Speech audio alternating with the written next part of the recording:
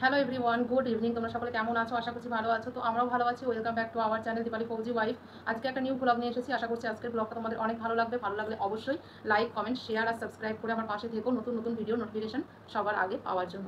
তো এই যে দুদিন ধরে ভিডিওগুলো দিচ্ছি, কেমন লাগছে অবশ্যই কমেন্ট করে জানিও। আর অবশ্যই আজকের ভিডিওতেও যারা আমার নিউ ভিউয়ার্স আছো, যারা জানো না, যাদের মেয়ে সন্তান আগে আছে, পরে ছেলে সন্তান কীভাবে হবে বা কোন পক্ষে হতে পারে, অবশ্যই তোমার এলএমপি ডেট দিলে আমি তোমাদের বলতে পারি, একটা আইডিয়া করে দেখলে দেখে বলতে পারি ক্যালেন্ডার। আর হচ্ছে যাদের মেয়ে আছে ছেলে নেবে কী করে, বা ছেলে আছে মেয়ে নেবে কী করে, এই টপিকে ভিডিও অলরেডি আমি ছেড়েছি, সেগুলো কিন্তু দেখতে পারো। আর এছাড়াও আমি কিউএনএ ভিডিও করে সেখানে কিন্তু সকলকে জানিয়ে দিতে পারি আর কি, কিউএনএ ভিডিওতে। তো কিউএনএ ভিডিও আজকে আনছি না, আগের দিন এনেছিলাম একটা, পরের দিন আবার আনবো। তবে দেখো, অনেক মায়েরা আজকে যে ভিডিওটা শেয়ার করছি, এই যে মেয়ে হবে নাকি ছেলে হবে, কোন পক্ষে হয় বা কোন পক্ষে হওয়া উচিত, এই টপিকে লাস্টে একটু, যারা নতুন ভিডিও দেখছো আমার চ্যানেলে আজকে, তাদের তো জানার ইচ্ছা আছে, তাই এই টপিকের আমি লাস্টের দিকে একটু ডিসকাস করে দেবো। ততক্ষণ মেন যে ভিডিওটা আজকে বানাবো সেটা তোমাদের সঙ্গে শেয়ার করি। আমাদের এই যে মাসগুলো চলছে, এই সময়টাতে অনেক মেয়ে কিন্তু কনসিভ করেছো বা প্রেগনেন্সি রয়েছে 7 মাস, 8 মাস, 9 মাস, বা কারোর সামনে ডেলিভারি, বা কারোর কেউ প্রেগনেন্সি চলছে, এরকম অনেক অনেক কিন্তু আমাকে কমেন্ট করেছো প্রেগনেন্সি যাদের চলছে। তোমাদেরকে একটা কথাই বলবো, তোমরা সিজারকে না বলো, সিজারকে একদম না বলো, নর্মাল ডেলিভারিকে হ্যাঁ বলো। কেন বলো তো? আগেকার যুগের মানুষেরা, মানে মেয়েরা, বেশিরভাগ কেন, সমস্ত মেয়েরা কিন্তু বাড়িতেই তাদের সন্তান জন্ম দিত, বাড়িতেই তাদের সন্তান হতো। আগে ডক্টর দেখাতো না, কিছু করতো না, তাও কিন্তু নর্মাল ডেলিভারি হতো। আর এখন এই কিছু বছর হয়েছে, কিছু না বেশ খানিক, অনেকটা বছরই হবে, তাও 30 বছর এরকম হবে, সিজারটা মানে জাস্ট বিরক্তকর, খুব বেশি বেড়ে গেছে। ডক্টরের শুধুই caesar caesar caesar caesar caesar. আর আমরা যারা মিডল ক্লাস, একটু টাকা পয়সা রয়েছে, তারা কি করি, সবসময় ডক্টর দেখানোর পরেই ডেলিভারির সময় চলে যায় নার্সিং হোমে। কী করতে হবে? সিজার করতে হবে। কেন? আমাদের আল্ট্রাসাউন্ড রিপোর্ট, বাচ্চার পজিশন কি একদম কোনো সময়ের জন্য ঠিক থাকে না? আগেকার তাদের কীভাবে ঠিক থাকতো, কীভাবে তাদের বাড়িতেই নর্মাল ডেলিভারি হতো? হ্যাঁ, এই জিনিসটা তোমাদের মনে কেন জাগে না যে আমরা নর্মাল ডেলিভারি না করিয়ে কেন প্ল্যানভাবে সিজার করাচ্ছি? আমাদের বাচ্চার পজিশন সত্যি কি ঠিক নেই, নাকি আমাদেরকে ভুল ধারণা দেওয়া হচ্ছে শুধুমাত্র তাদের ইনকামের জন্য? সেটা বুঝতে হবে। তাই আমি তোমাদেরকে আজকে বলবো কোন কোন প্লাসেন্টার পজিশন থাকলে আমাদের নর্মাল ডেলিভারি সম্ভব, বা কী কী করলে নর্মাল ডেলিভারি 100% হবে।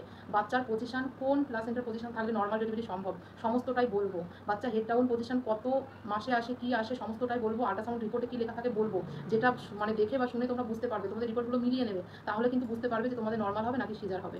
সাধারণত প্লাসেন্টার পজিশন অ্যান্টেরিয়ার, পোস্টেরিয়ার, ফান্ডাল আর হচ্ছে লো লাইন থাকতে পারে, বা পিভিয়া ব্রিজ যাই বলো না কেন। এইবার হচ্ছে anterior placenta 100% confirm normal delivery সম্ভব, ফান্ডালেও সম্ভব, এমনকি পোস্টেরিয়ার তাতেও কিন্তু সম্ভব। অ্যান্টেরিয়ার প্লাসেন্টা মায়ের সামনের দিকে অবস্থান করে, জরায়ুর সামনের দিকে অবস্থান করে, পিছনের দিকে বা মেরুদণ্ডের দিকে পোস্টেরিয়ার প্লাসেন্টা, জরায়ুর উপরের দিকে ফান্ডাল, আর নিচের দিকে জরায়ুর মুখটাকে বন্ধ করে রেখে দেয় লো লাইন বা প্রিভিয়া। ঠিক আছে?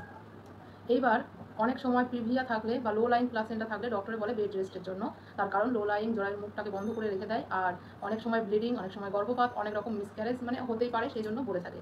এইবার অ্যান্টেরিয়ার প্লাসেন্টা যদি তোমাদের থাকে, ফান্ডু পোস্টেরিয়ার, ফান্ডু অ্যান্টেরিয়ার, তারপরে পোস্টেরিয়ার, এমনি জাস্ট শুধুই পোস্টেরিয়ার, এরকম যদি থাকে, তাহলে তোমাদের 100% কিন্তু নর্মাল ডেলিভারি সম্ভব। তোমরা নর্মাল ডেলিভারি না করিয়ে কেন সিজার করো, কেন? এইবার আমি তোমাদেরকে বলবো, যদি থাকে ব্রিজ পজিশানে যদি থাকে, জরায়ুর মুখটাকে 3 রকমের হয়। একটা জরায়ুর মুখটাকে পুরোটাই বন্ধ করে রেখে দেয়, কমপ্লিট ব্রিজ, আর একটা ফ্রাঙ্ক ব্রিজ, যেটা তোমার পাগুলোকে, মানে কীরকম, আমি তোমাদের ছবি দিয়ে দেবো, দেখে নেবে, পাগুলোকে পুরো উপর করে রেখে দেবে, নিতম্বটা জরায়ুর মুখ দিয়ে পুরো বন্ধ থাকবে। এছাড়াও আর একটা ফুটিং যেটা হয়, ফুটিং ব্রিজ, সেটা হচ্ছে তোমার পা একটা বাইরের দিকে বেরিয়ে যেতে পারে, বা পা দিয়ে পুরোটা বন্ধ রয়েছে, এরকমও থাকে। এবার আমি বলবো, এইগুলোতে একটু প্রেগনেন্সিতে চাপের ব্যাপার থাকে, নর্মাল ডেলিভারি সম্ভব মানে করতে অনেকটাই কষ্ট, আবার বলতে পারো হয়ও না। তবে এই পজিশানগুলো মেয়েদের খুব কম হয়, ব্রিজ খুব কম হয়, অ্যান্টেরিয়ার, পোস্টেরিয়ার, ফান্ডাল এইগুলো বেশি হয়। এবার তারপরও সেসব মেয়েদের নর্মাল ডেলিভারি না হয়ে একটা প্ল্যানিংভাবে সি সেকশন করিয়ে দেওয়া হচ্ছে। ঠিক আছে? আর অনেক মেয়েরা যারা প্রথম মা হচ্ছে, দ্বিতীয় মা হচ্ছে, যাদের প্রথম একবার সিজার হয়ে যাচ্ছে, সেকেন্ড টাইম নর্মাল ডেলিভারির দিকে তো মানে কেউ যাবে না, সেকেন্ড টাইমও তার সিজার হয়ে যাচ্ছে। ঠিক আছে? তাই বলবো, তোমাদের ফার্স্ট বেবি হলে সবসময় তোমাদের রিপোর্টগুলোতে দেখো প্রেজেন্টেশন শেফালিক লেখা আছে কিনা। শেফালিক, তার মানে হচ্ছে, শেফালিক মানে বাচ্চার মাথা নিচের দিকে, পা উপরের দিকে, আর মাথা হেড ডাউন করেছে, এর মানে। এইবার এইটা ঠিক 32 সপ্তাহ থেকে যে কোনো সময়ের মধ্যে, 40 সপ্তাহের মধ্যে বাচ্চা হেড ডাউনে আসতে পারে।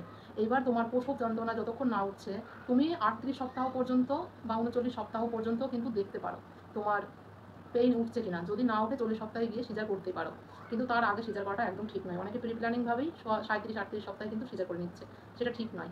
ঠিক আছে? নর্মালটাকে তোমরা বাঁচাও, সি সেকশনটা খুব বেশি বেড়ে গেছে, একদম সি সেকশন করানোর চেষ্টা করো না, নর্মাল খুবই ভালো। নর্মাল ডেলিভারি করালে সঙ্গে সঙ্গেই তুমি তোমার বেবিকে ঠিকমতো খাওয়াতে পারবে, উঠতে পারবে, বসতে পারবে, স্নান করতে পারবে, ঘুরতে পারবে, ফিরতে পারবে, মানে অল টোটাল সব করতে পারবে। আমার দুটো বেবি, মেয়ের সময় অ্যান্টেরিয়ার প্লাসেন্টা পজিশন শেফালিক প্রেজেন্টেশন ছিল, ছেলের সময় ফান্ডু পোস্টেরিয়ার ছিল, শেফালিক প্রেজেন্টেশন ছিল, দুটোতেই আমার নর্মাল ডেলিভারি।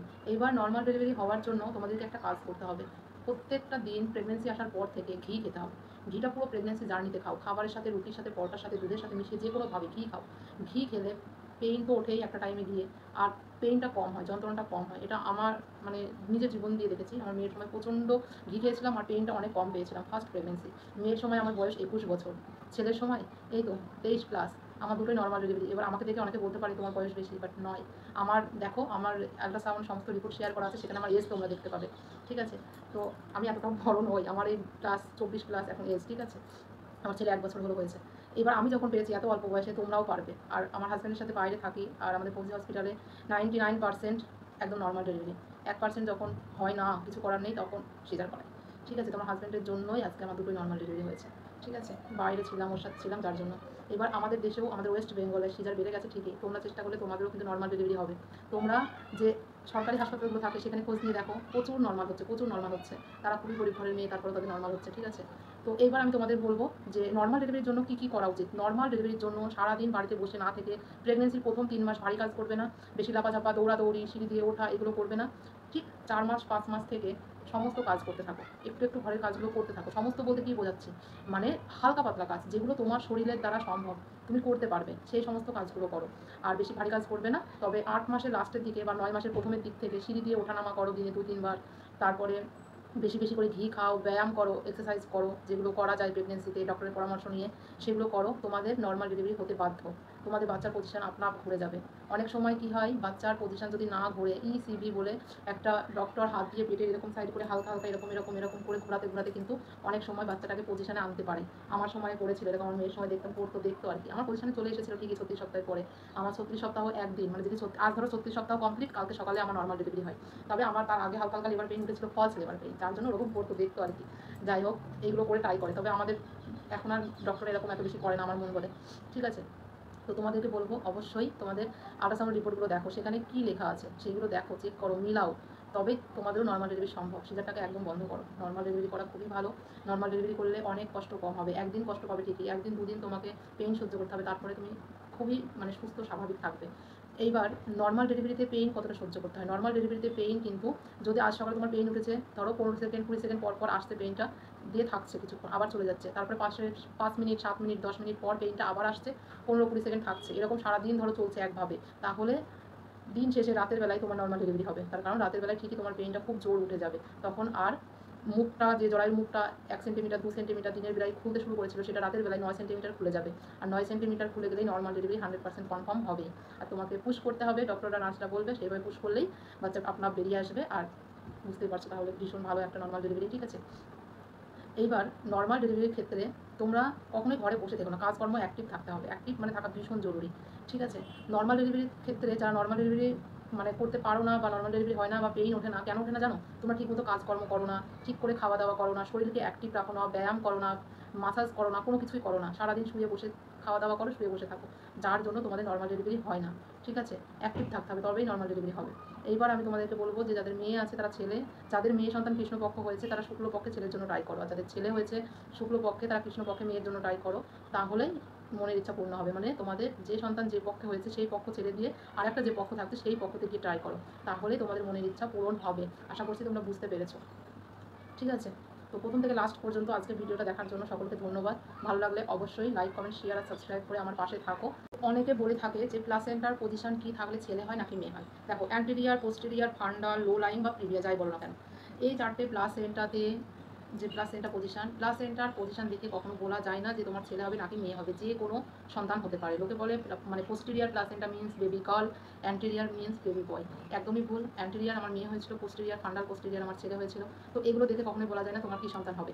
প্লাসেন্টা বা গর্ভফুল, এটা দিয়ে বা মানে বাচ্চার কাছে বা শিশুর কাছে ঠিকমতো অক্সিজেন, রক্ত আর পুষ্টি সাপ্লাই হয় বাচ্চার কাছে, ওই যে প্লাসেন্টা দ্বারা বা গর্ভফুলের দ্বারা।